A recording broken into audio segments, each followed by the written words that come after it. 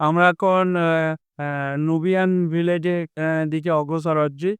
সকালে Abu Saeed sender temple দেখার পর বাড়িতে এসে রান্না করে খেয়ে রেডি হয়ে আবার এই গোতে করে আমরা আবু সিম্বল টেম্পলের দিকে নুবিয়ান ভিলেজের দিকে উদ্দেশ্যে রওনা হয়েছি এবং আমরা এই বোটটা ভাড়া করেছি। এরা এরা আমাদেরকে নুবিয়ান ভিলেজে নিয়ে যাবে। নিয়ে যাওয়ার পর ওখানে খানিকক্ষণ আমরা ১ ঘন্টা মতো ঘুরে দেখব। তারপর আবার ১ ঘন্টা মতো এখানে আসতে লাগবে। সো এইভাবে আমরা নুবিয়ান ভিলেজে ট্রিপটা শেষ করব। আজ আমি আপনাদের নিয়ে যাব মিশরের নীল নদের পাড়ে নুবিয়ান ভিলেজে। এখানে নুবিয়ান গ্রামে এক সুন্দর ভ্রমণ যাত্রায়, যেখানে আপনি পাবেন রঙিন ঘর, মিশরের নৃ-সাংস্কৃতিক ঐতিহ্য, মিষ্টি আতিথেয়তা ও নীল নদের অসাধারণ দৃশ্য। আজ আমাদের যাত্রা শুরু হবে আসওয়ান শহর থেকে একটি ফালুকা বা নৌকা নিয়ে বা মোটরবোট নিয়ে। প্রায় ২০-৩০ মিনিট নীল নদ পার হয়ে আমরা নুবিয়ান ভিলেজে পৌঁছাবো। আমরা এই মোটরবোটটি করেই নুবিয়ান ভিলেজের দিকে যাব এবং এই যেতে যেতে নীল নদের দুদিকে অসাধারণ দৃশ্য এই ভ্রমণটিকে বানিয়ে দেবে একদম ছবির মতো সুন্দর। নুবিয়ান গ্রামের লোকেরা, আমরা শুনেছি, তাদের ঘরগুলো নীল, হলুদ, গোলাপি, সবুজ রঙে সাজিয়ে থাকে, যা শুধু সুন্দরই না, তাপ নিয়ন্ত্রণেও সাহায্য করে। ঘরগুলোর উঠোন, গম্বুজ, ছাদ ও জ্যামিতিক নকশা এই সংস্কৃতির প্রতীক। ওদের আতিথেয়তাও খুব বন্ধুসুলভ ও অতিথেয়। আপনাকে স্বাগত জানাবে চা বা হিবিস্কাস জুস দিয়ে ও পরিবারের গল্প ও রীতির সঙ্গে পরিচয় করাবে। আপনি সুযোগ পেলে, কখনো যদি আসার এখানে সুযোগ পান, তাহলে অবশ্যই বাজার ঘুরে দেখবেন। আমরাও আপনাকে ঠিক বাজার ঘুরে নিয়ে যাব, বাজারে নিয়ে যাব, কিন্তু কোনো রকম কিছু কেনাকাটি আমরা করবো না, কারণ আমাদের এমনিতে আসতে একটু দেরি হয়ে গেছে, তাই হয়তো সন্ধে হয়ে যাবে। নীলনদ, মরুভূমি, পাম গাছ আর রঙিন গ্রামের চিত্র এই ভ্রমণটিকে একদম অসাধারণ নৈসর্গিক দৃশ্যের মতো আমরা এই নীলনদের বোটের ওপরের দিকে যাচ্ছি।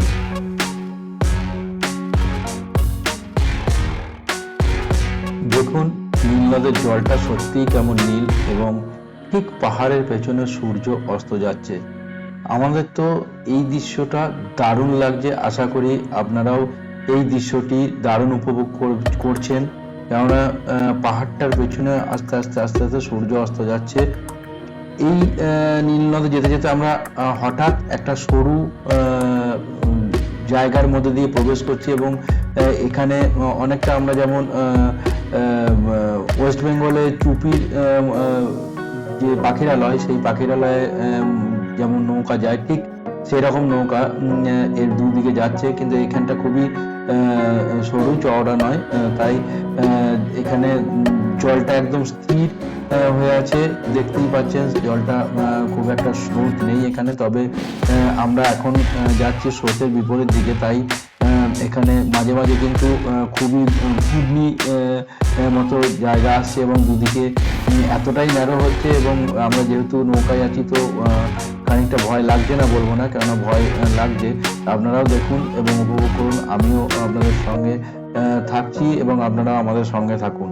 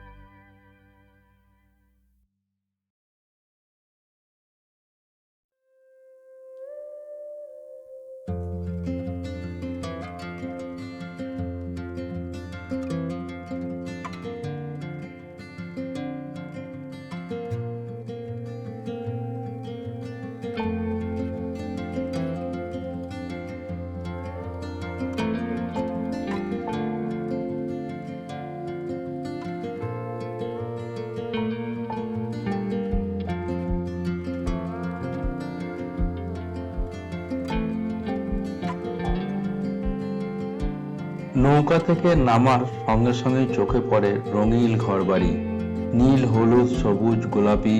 প্রতিটি বাড়ি যেন এক একটা ক্যানভাস। আপনারাও দেখতে পাচ্ছেন এই বাড়িটি কেমন ভাবে সাজানো আছে। এই রং শুধু সৌন্দর্যের নয়, বরং গরম থেকে ঠান্ডা রাখার জন্য একটি ঐতিহ্যবাহী পদ্ধতি।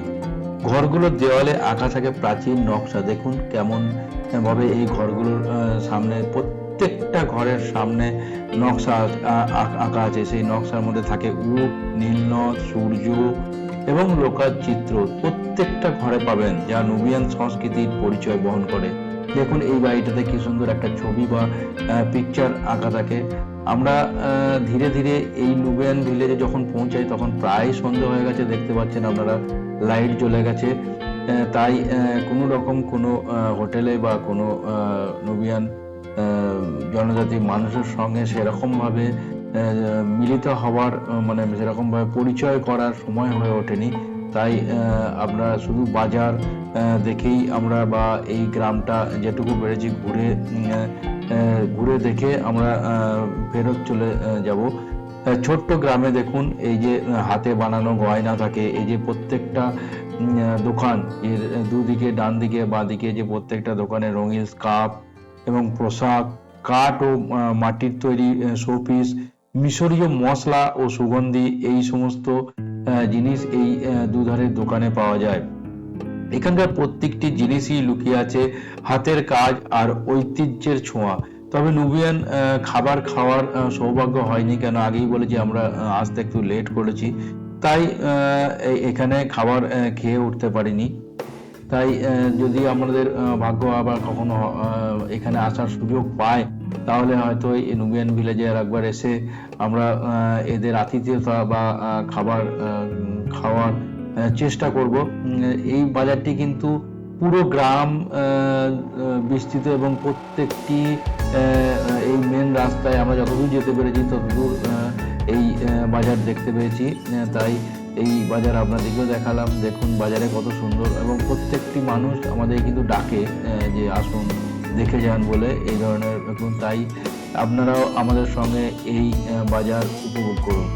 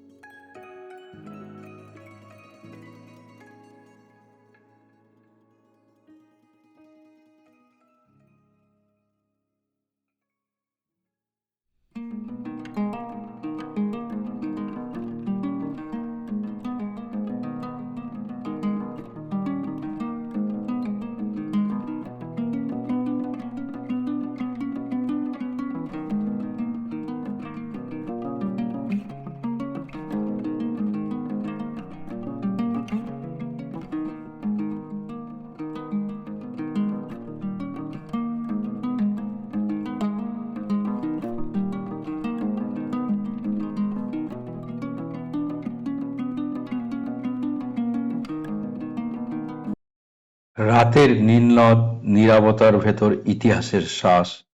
দিনের কোলাহল ধীরে ধীরে থেমে গেলে সূর্য ডুবে যাওয়ার পর নীলনদ যেন একবারে অন্য রূপে ধরা দেয়। রাতের নীলনদ চেঁচায় না, ডাক দেয় না, সে শুধু নীরবে কথা বলে। রাতে নৌকায় বসে থাকলে ইঞ্জিনের শব্দও যেন ধীরে কথা বলে। চারপাশে শুধু জলের ছলছল, হালকা বাতাসের স্পর্শ আর দূরে কোথাও অজানের ভেসে আসা সুর। নৌকার চারপাশে শহরের আলো জলে পড়ে তৈরি করে একটি ভাঙা আয়নার মতো দৃশ্য, এক জীবন্ত ক্যানভাস। কখনো দূরে, কখনো ফালুক্কার ছায়া নিঃশব্দে ভেসে যায়, যেন সময় নিজেই হেঁটে যাচ্ছে নদীর বুক দিয়ে। এই নদী দেখেছে ফারাওদের রাজত্ব, পিরামিডের ছায়া, যুদ্ধ আর ভালোবাসা, জন্ম আর মৃত্যু। রাতে নীলনদ যেন সব কথা চেপে রেখে শুধু শোনে। রাতের নীলনদ কোনো দর্শনীয় স্থান না, সে এক অনুভূতির নাম, যে অনুভূতি চোখে কম, মনে বেশি। আজ আসাওয়ানে আমাদের শেষ রাত্রি। কাল আপনাদেরকে নিয়ে যাব এবং আমরাও যাব লাক্সারের উদ্দেশ্যে।